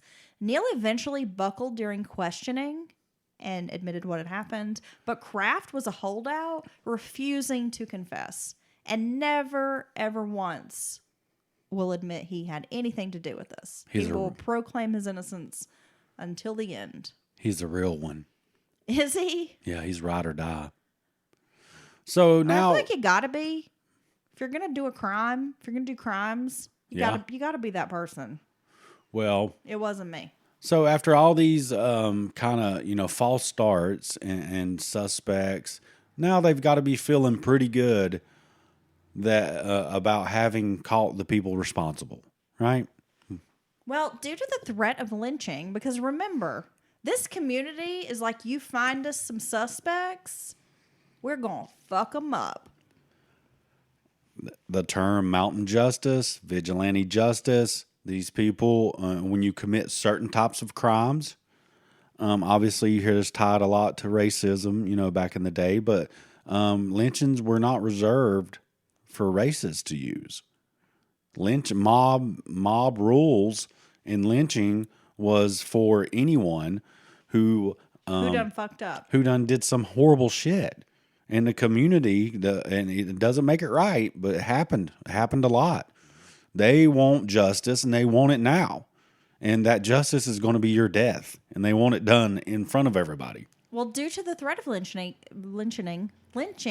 the trio had to be taken to Cattlesburg instead of being held in Ashland. Despite having been moved, there were still lynch mobs who gathered outside in Cattlesburg. What the hell? Folks were outraged to learn that Ellis and Neal had gathered outside of the Gibbons house while it burned along with the other neighbors, and that one of the men had driven the hearse at the teenagers' funerals. Another perpetrator had been a pallbearer. Oh, my God. So this is just pissing the mob off more and more when they find out these details. These were married men, which was another salacious layer to this story. Like, how dare these married men do this? This is horrible. And then, they're at the funeral, they're driving a hearse, they're the it's just pissing people off. It's really pissing people off. More and more. The lynch mob grew bigger, with men from Ohio and West Virginia making the trek after hearing news of the brutal slayings. On January 5th, news spread to Cattlesburg that a train filled with 400 angry men and ropes was heading to take care of the villains. Dude, that's a lot of people. Okay, that's a lot of ropes. But they just got like boxes of ropes, bro, loading them on the train. You can't never have too many ropes. See, I'm just imagining there's like cars of people and then cars of ropes, and the ropes are smoking like, you just get me to Cattlesburg as fast as you can. I'm gonna get these some bitches. Come on, touch me, Jim. See how slick I am. Them necks is gonna break. Yeah, maybe. Yeah, I'm a slick rope. Oh, why is it gotta be? Rope's not slick, bro. They oil the ropes up so it breaks the neck, bro. That's historical fact. These ropes are slick. You leave your oily rope at home, Dylan. Nobody wants to have anything to do with your oily rope. These ropes have been treated. God, why does that gross me out? Slick rope? Thinking about an oily rope. I don't know. Just anything oily grosses me out. Oh, my God. Urban Dictionary, that one. I had to spray these metal trays with WD-40 today. Okay. And they were just all like greasy. Glistening. And it was like, ew. It was pretty gross. Glistening's almost right there with moist as far as a word. Yeah. Yeah. Glistening. They're like trays that you put bodies on, by the way. Oh, is the body just like pew? Like. Yes. Like like if you baby oil the waterbed mattress and Dylan, jump on it. I didn't want to be the one to tell you this, but dead people love a slip and slide. Oh my gosh. Okay? Police chartered a steamer called Mountain Girl to take the prisoners off to Maysville, which was in Mason County, for protection.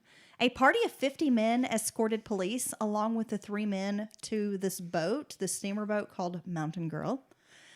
The train arrived just as the men loaded onto the steamer.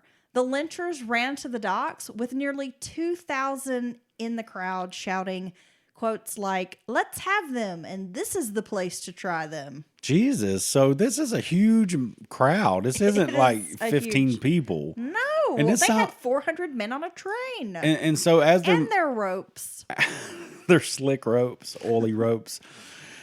as they're moving them around, and they're probably thinking about, because of the nature of the crime. As soon as they had a suspects in custody, they're already thinking, look, we got to control this energy because this is not going to be good. So they're already like, oh, we're going to have to get them. We're going to need extra guys to protect us and to keep them, crowd at bay. And they're starting to move them around the area but it's like as they're moving them, they hear rumors of trains of hundreds of people, and and it's like it's getting worse. And it sounds like something out of a movie. It does. Like this train pulls off, and all these angry people and they're rushing to get down to a. This story would be a great movie. Yeah. Yeah. So don't steal my idea. So okay, so they're loading them on the boat hurriedly. Herod. That's not real. Okay, so they're rushing to get on the boat. And here's literally... harried is a word, but... Is it? Yeah. What does it mean? Well, like you might be like, oh, this harried new mother, like she maybe just looks disheveled and hasn't slept. I think I was right. I mean... Anyway, so they're rushing to get on the boat, and here's a literal angry mob pouring off of a train and running after them. 2,000 strong. That's a lot of people. About 50 of the men waded into the water to try and get to the steamer as it is... taking off. What the fuck, dude? The sheriff commandeered a small ferry boat called Bessie and swiftly took the prisoners aboard and down the Ohio River to safety. So he got them off the steamer onto the little ferry boat because it was a faster boat. Okay, so he commandeered it. However, the mob was not swayed. About 100 men climbed aboard the Mountain Girl, overtaking the crew, and took off in pursuit of the Bessie. The remaining crowd cheered. Get him, boys. Yeah. The steamer had to pass by Ashland, and there were already members of the mob who had gotten back on the train to return in pursuit. So they were like, oh, the boat's going to pass Ashland. We'll just go get back on the train. If we hurry to Ashland, we can catch them where they're... Cut them off. Yeah. Yeah. I mean, I'm crazy. telling you, this is hot pursuit. The sheriff was able to transfer the prisoners to another steamer, Mountain Boy, which was far quicker than Mountain Girl. Carried to Maysville, at one point it stopped in Portsmouth, Ohio, and military guards had to stave off the angry mobs there. Lynch mobs would continue to follow the men from place to place. At Maysville, prisoners were kept in an area surrounded by armed guards. It was kind of set up so that it could keep these killers from escaping. And it also protected them from the lynch mob because this jail was notoriously old and rickety so much that they had a jailbreak every week. So it's in poor condition. It is just... It's not very secure. A ramshackle jail facility. Okay. Yeah. So they literally have to basically surround the building with men with guns. Yeah. It almost sounds like the guards have to form a circle around the inmates. No shit. Just stand there. Yeah. On January 6th, fearing retaliation from the mobs, Governor Blackburn directed 3 active duty militia companies to escort the men back to Ashland. So the governor's decision kind of came in like just as they're loading the men onto this boat, the Telegraph. When the boat stopped in Ironton, hundreds of folks crowded near the docks. A majority of iron mill workers were there, armed with hammers and axes. Yeah, and I bet these are big burly fellers. They are. The guard was able to keep the mob away from the boat. Ellis, Neal, and Kraft were taken down to Ashland alive. They were sequestered in an upstairs room guarded by 15 law enforcement officers. While in custody, Ellis's wife visited him. She asked that Kraft and Neal be spared if they didn't commit the crimes, but Ellis said he was telling the truth and he was ready to die. On January 13th, a true bill of indictment was passed down and the 3 men were officially charged with murder. George Ellis was kept separate from the other 2 because he was considered a witness. Okay, so he's like state's witness. The first to be tried was William Neal. This was for the murder of Emma Thomas, and there's some argument that her name might have been Carrico, her last name, but her mother's name was Thomas, so there's not a clear which name she went by. Anywho, after hearing from various witnesses, including Mrs. Thomas, who testified that William Neal had worked for her husband, proving a connection between victim, with the victim and the perpetrator, and Mr. Gibbons testified that Neal had worked for him as a bricklayer. J.W. Gibbons also heard Neal express his desire to have sexual relations with Emma Thomas, which is his niece. What the freaking hell? Which is Mr. Gibbons' niece. Yeah, that's not okay, bud. Yeah. A man named J.N. House, who had pulled the bodies from the burning building, testified that the bodies were positioned in the exact location that Mr. Ellis had described in his confession. Mr. Neal, as it turned out, had many odd statements after the death that he had made after death. To his coworker, Neal had expressed concern about living only 300 feet away from the burning house, that he somehow might be wrongfully accused of the crimes. Neal also told a neighbor that he believed whoever had murdered the children were there that morning looking at the burning house and the victims' bodies. A few days later, he asked the same neighbor if he thought it was safe for him to stay employed at the iron mill. Okay. Yeah. After being presented with the murder weapons, only after 8 days at trial, the jury deliberated for about 18 minutes, and it didn't take them, we see. Damn. Just not long at all. 18 minutes? To arrive at the verdict of guilty, and they called for the death penalty. They didn't even wait for lunch. Ellis Craft's trial followed immediately after. The same witnesses, testimonies, and evidence were used just like they had been in Neal's trial. After several more days, the jury again deliberated for 20 minutes and produced the same verdict, guilty. The jury again called for the death penalty. The men would be hanged for the nature of their crimes. Later, a bloody towel was found near the Gibbons property that belonged to Neal. His boss at the iron mill, along with others, accurately described it, and he was seen with it on the night of the murders when he'd left work. So it's like a old sweat towel he keeps on him or something? Or a towel he's known to have on his person? Yes. Oh. Kraft had a lengthy criminal history that included several statutory rapes and disorderly conduct.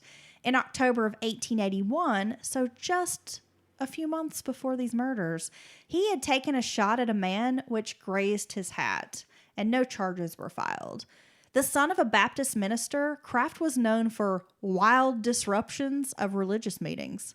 Now, I'm not quite sure what that means. Well, I know that he's a sexual predator. He's a deviant, yes. Seems obvious. And you said statutory He cases. likes young girls. Yes. So, there you go. What else do we need to know? Creep. He's a fucking creep. Who apparently is excited with religious fury. And apparently gets the Holy Ghost gets all up inside of him. Right? What if he handles snakes? I don't know. The mothers reinforced the knowledge that Kraft was no stranger to their families, and 3 different doctors confirmed Ellis's recounting of the crime by matching the wounds. Okay, so he hit him here and then he hit him there, blah, blah, blah. Exactly. A 17-year-old named Oliver House, who Kraft had actually boarded at the house's home, testified that Fanny Gibbons had visited their home on several occasions and that Kraft had made disgusting statements lusting after the girl. God, this guy's sick.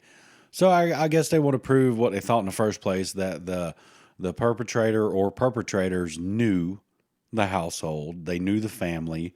They were aware that there was a crowbar stuck under the porch. And you've got all these witnesses who say, these 2 men specifically have talked about having sex with these girls. And they somehow knew the parents would be away. It's not hard to find out. People often tell other people their plans, if you're going to go away for the day or something. Kraft had also expressed to this young man, Oliver House, that he was taking Fanny a Christmas present in hopes that she would have sex with him. God. If I take her this orange and this peppermint, she's going to fuck me. Come on, dude. I'm going to show up in your bedroom with nothing but a bow on. Oh, I was like, you're going to bring me an orange? Yes. Can they be a Cara orange? I got the orange. You just can't see it. I love a juicy orange. The things I could do with those carrot oranges, they're so small. Are you going to put it in your butt or I'm something? putting it in my butt. I got 3 of them back here right now. Okay. Yeah, do you like warm oranges? I think I just throw up in my mouth a little bit. Me too. What is the warm? What's wrong with you? Why does the thought of a warm orange totally disgusting? I feel like this episode is just, it's not going to work. We can't put No. this, people can't hear this. No, we're giving everybody this for Christmas. Oh, Yeah, and pink eye. you're the gift that keeps on giving with your weird, disgusting oranges. Ooh, hot oranges. That's the name of my new punk band. Oily ropes and hot oranges. Yeah, that's our hit singles, Oily Ropes. Ew. Sounds like the name of a turd.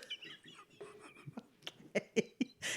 Despite Ellis's contradictions. Fuck. We gotta stop. This is great. Despite Ellis's contradictions, I'm completely sober right now too, which is Me even too. more deranged. I know. Okay, so despite Ellis's contradictions, Kraft also was found guilty. As I mentioned. So Ellis's trial was delayed until the regular term, and therefore he was sent along with these 2 others that he had just testified against to the Fayette County Jail. But he was kept separate from Neal and Kraft. But man, I can't believe you. Like you're riding in the wagon or shit. You're on the steamer. Like I can't believe you telling everybody the truth about me. And Ellis is sitting there like, they're looking at me. They're looking at me. Hey, watch them. Watch them. You got to watch them. The men refuted Ellis's account of what had happened, stating they were innocent. And later, Ellis would admit to a reporter that he was drunk and lying when he had made the first confession. Okay. Neal and Kraft began professing their newfound religious beliefs and actually brought several people to their sides. A Charleston, West Virginia detective told a newspaper that the real killers were 3 black men. Oh, of course. It has to be. The men were allegedly railroad workers who skipped town. But the railroad workers that, were supposedly involved had actually left town like weeks before this had happened. Again. These knuckleheads. Both men were sentenced to hanging on April 14th of 1882, sometime between sunrise and sunset. This marked the end of the Neal and Kraft cases and the trial of George Ellis, charged with 3 counts of murder. He was actually set for that regular term, as I mentioned, which was like in May. George Ellis went on to claim that Neal and Kraft were innocent and that it was he, along with 2 African-American men, who had committed the crimes against the Gibbons children. But then, after Neal and Kraft have already been sentenced, Yeah. right? William Neal's coat, smeared with blood, was found near the crime scene where he had tried to discard this coat. Really? Yeah. After all this time? Yes. Wow. And it was his coat. And it was entered into trial as evidence against Ellis's claims. So then Ellis starts trying to plead insanity. Oh, wait a minute. Hold on a second. I'm crazy. Yeah. It's funny. I've been lucid this entire time telling the truth, but not really the truth. Here's the real truth. You're not buying that either? Oh, it's exculpatory evidence. Okay, I'm going to move along from your bad monologue. On May 22nd... Well, I'm loony. Okay. Shush, you quarter wit. Silence, you quarter wit. I don't think you can say that. I will. On May 20... I can say that to you because I'm married to you, and therefore I have the legal right to verbally berate you. On May 22nd, Dylan, Kraft and Neal, along with several other prisoners, and I apologize, I don't want to berate you, I love you, unsuccessfully, they attempted to escape from jail. The townspeople were becoming outraged by a lack of decisions from the courts, basically regarding the case. And the news of this attempted escape did nothing but fuel people's anger. I mean, these people were already like out in the streets ready to kill these guys. The whole time they've been wanting to get their hands on them. On Tuesday, May 30th, George Ellis stood trial. The prosecution charged him with the murder of Robbie Gibbons. The evidence and witnesses were much the same as those produced in the Neal and Kraft trials. The jury deliberated for about 22 hours this time before arriving on the verdict of guilty, and they sentenced Ellis to life in prison. Ashland citizens were not happy with this outcome, vocalizing their support for the death penalty in this case. They want to see blood. They want them all These dead. people, they want it to be like a Slayer song. They want it to rain blood. Yes. On the Friday after Ellis's sentencing, between 11 p.m. and midnight, 18 masked men hijacked a train to Cattlesburg, where Ellis was awaiting transfer to prison. There, they broke into the jail and kidnapped George Ellis. He was taken back to Ashland, where he was delivered to a large sycamore tree. Damn. Ellis was asked once more if he was guilty of murdering the children. Ellis responded that he, Neal, and Kraft were indeed all guilty and deserved to die. The mob then lynched Ellis and left his body hanging there until the following afternoon. Wow. They used a dry rope so it'd make sure it hurt him even worse. In September, the Court of Appeals ordered that Neal and Kraft should receive new trials due to the contradictions in Ellis's statements, along with all the recantations that he had over this course of like a year just about. The trial was scheduled for November 3rd, but the issue was transporting the men from their holding cell in Lexington to Cattlesburg. Kraft's brother proclaimed a mob of 1,500 had already gathered in Ashland. The judge wrote the governor asking that the armed militia be brought back in as security. So 180 men were sent at great expense to the state to protect the defendants. So by now, the nation was watching Kentucky. These murders were some of the most sensational Kentucky had seen in years, if not like its entire history. And everyone wondered about the safety of these men. Would the state let an unruly lynch mob carry out justice? Yeah. That was the big question. Yeah, and again, this was when the country as a whole was trying to transition and trying to get become more reputable. From the the lawlessness and outlaws. Yeah, definitely.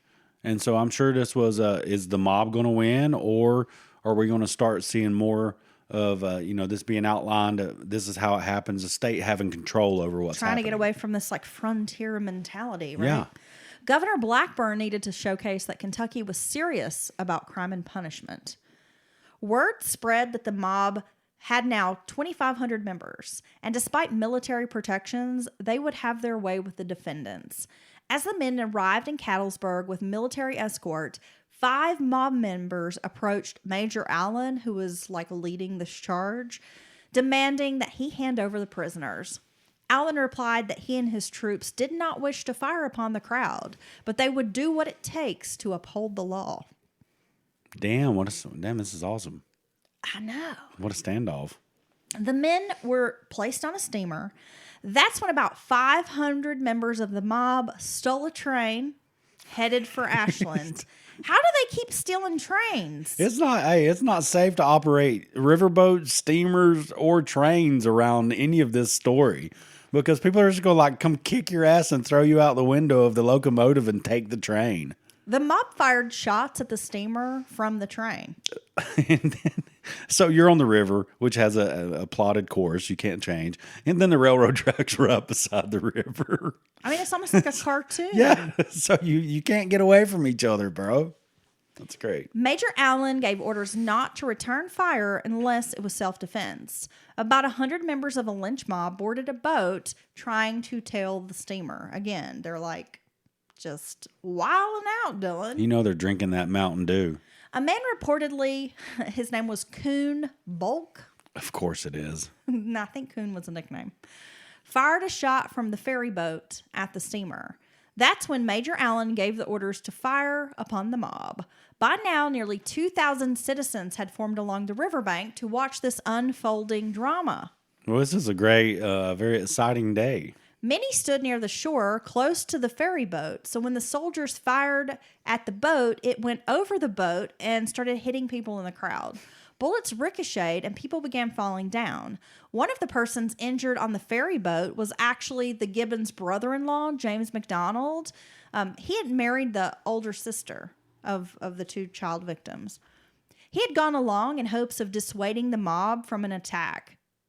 Oh, like I represent the family. Like, we don't want this. We want these men to see justice. Yes. Blah, blah, blah.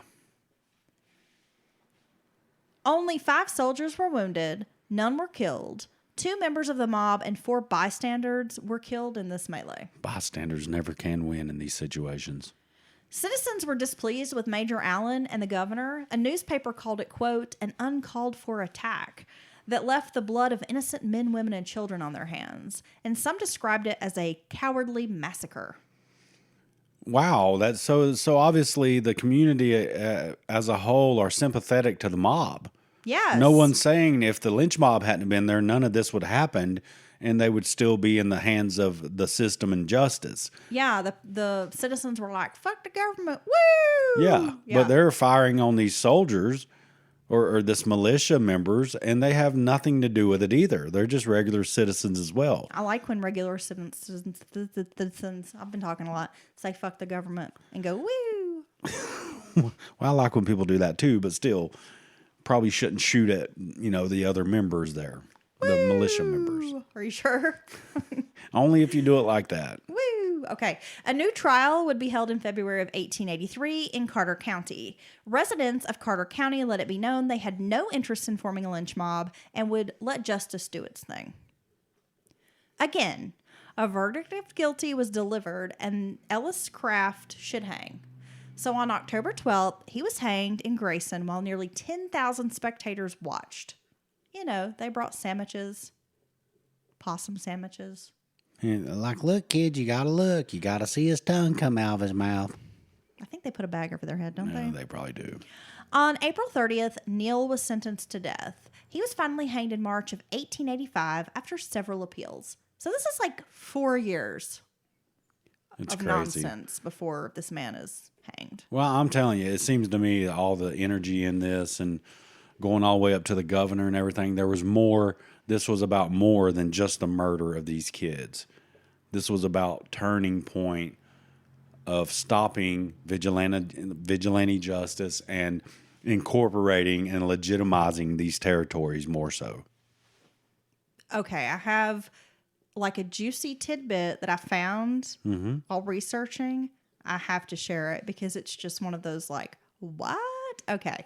So ironically, a man named Bill Terrell of Gore Station, Ohio, wrote an 1880s murder ballad about the Ashland tragedy. It's also known as the murder of the Gibbons children. He was later sentenced to life in prison for murdering an entire family named Weldon. What the hell, dude?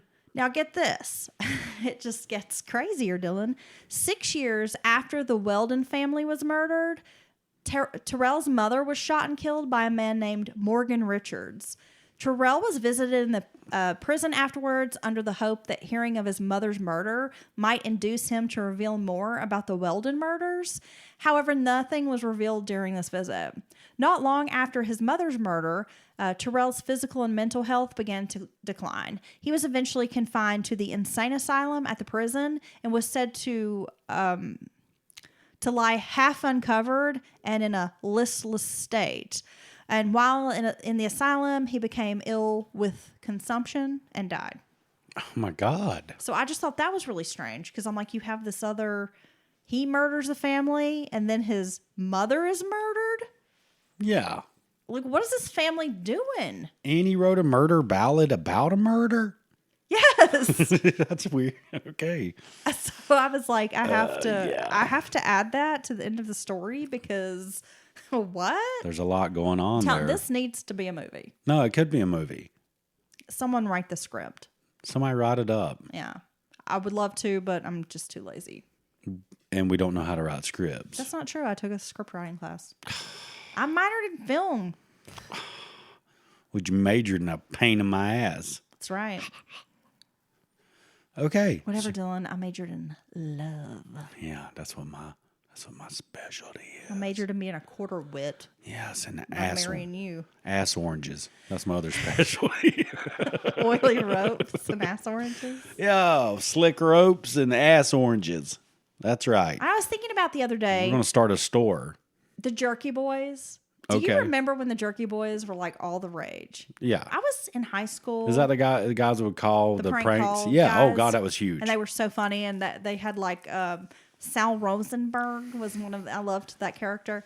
But there's this one Jerky Boys call where they call like a sports store, and he's like, we rented this tennis ball machine, and he's like, and things got a little out of hand. Oh God. And he talks about boiling potatoes and putting it in the tennis ball machine and shooting it at his lover's ass. Oh. And he's like, his ass is purple. And this thing is just going crazy and shooting out potatoes.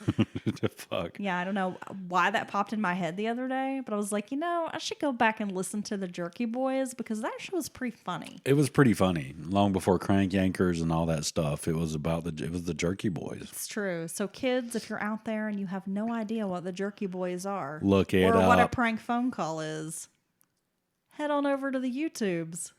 Look Sure it it's up. there. Well, thank you for those. As we welcome. finished up in Ohio and left and moved on into Kentucky. If we had not carried on with our shenanigans, Dylan, this episode would probably be like half its length. And that's okay. What is wrong with us? I had fun. I enjoyed it. We're so chatty. Enjoyed talking to the listeners. And I hope they find it useful. I like talking at you guys. Yeah, I like the way you talk. I like talking at you. Like I'm trying to grunt like in the first way. We're going to work on Heather's grunting, for one thing. I don't know Because how. what is wrong? I can't do it. Why are you just like, me? That's about it. Oh, beep. I just can't. All right. So thank you for this, Heather. It was 2 great stories. A good way, given everything that's happened lately with scheduling and stuff, a good way to leave Ohio and move into Kentucky. If you would like to write an angry email to Dylan because of his Multiple things this episode. everything that he said, you can send an email to mountainmurderspodcast@gmail.com. Yes, please hit me up there. Let's talk about Teddy Hart. I thought you were going to say, let's talk about sex. Yeah, let's talk about sex, baby. Let's talk about you and me. Let's talk about all the good Dylan things and the bad loves things. some TLC. And salt and pepper. Oh, yeah. Pepper. Was that? Oh, yeah, that is. I'm thinking, what's the salt and pepper? No, TLC, they had a song. What was their song? They had a sex song They had a... Wait, is that? back in the day. No, I think you're right. They got the waterfalls, too. Dude, I'm tired. Don't go chasing I don't my even know what I was sister's talking car about at this point. when she pulls out of the trailer park and tries Burns to a leave couch. you. Yeah. All right. We love everyone out there. We hope this podcast finds you in the best condition that you can be. Beware of oily ropes and Watch out for slick ropes. hot oranges. And warm oranges are never a sign of anything good that's happened there. And we hope everyone has a great day. And we are going to do our best to have, we're going to drop this now. It's a little late. This is our Mountain Murders episode. And we're going to do our best tomorrow to do a very kind of different, complicated episode about for our midweek. For our midweek.